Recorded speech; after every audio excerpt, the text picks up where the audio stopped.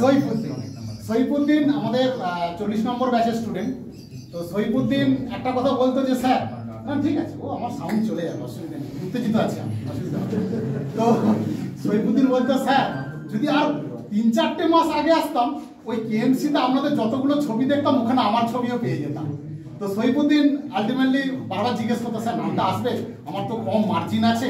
আমি বললাম মার্জিনের কিছু ব্যাপার নেই, তুমি ইন্টারভিউটা ভালো দাও। তোমাদের আমি ইউটিউবে ভিডিওর মধ্যে বারবার বলেছি অনেকগুলো কথাই, যে এবারে এই 1:2 ডাকা আর কোয়ালিফাইং মার্কস তুলে দেওয়া একটা মানে বিশাল সুযোগ, এই মানে 2024 যে স্টুডেন্টরা আছে, তো সেরকমই একটা সুযোগ আমাদের সৈফুদ্দিনও নিয়ে নিয়েছে হয়তো। সৈফুদ্দিন তুমি বলো তোমার মতো করে কোথা থেকে তুমি এসছো আর আমাদের কতটা তুমি সুযোগ নিয়েছো বা সাকসেস পেতে গেলে কি করতে হয় সংক্ষেপে একটু বলো। আমার নাম সৈফুদ্দিন বিশ্বাস, আমার বাড়ি নদিয়া জেলার কৃষ্ণনগর। আমি 2015 সালে ডিপ্লোমা মেকানিক্যাল ইঞ্জিনিয়ারিং পাস করেছি।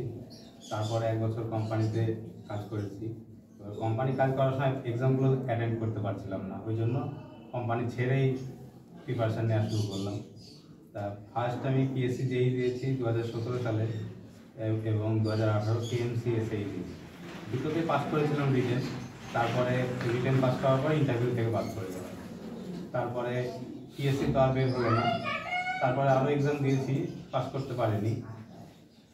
শেষে এইবার পিএসসির আগে আমি স্যারের ভিডিও দেখে যে আমার মনে হচ্ছিল যে কোথাও একটা কিছু কম হচ্ছে, যে কিছুর জন্য কাছাকাছি গিয়ে ঠিক আর কমপ্লিট হচ্ছে না। তো তখন স্যারের ভিডিও দেখলাম ইউটিউবে এবং দেখে আমি চলে আসলাম, অ্যাডমিশন হলাম এবং অ্যাডমিশনের পর পরীক্ষা দেওয়া হলো এবং তারপর রিটেনের পর আমি ক্লোজ করলাম না, কন্টিনিউ করে গেলাম ইন্টারভিউ পর্যন্ত। যার ফলে এই একটা বছর স্যারদের ক্লাসগুলো অ্যাটেন্ড করার জন্য ইন্টারভিউটা আমার যথেষ্ট ভালো হলো এবং আলটিমেট আমার নামটা আসলো। তো এর জন্য স্যারদের অবদান সবসময় মানে সবার আগে।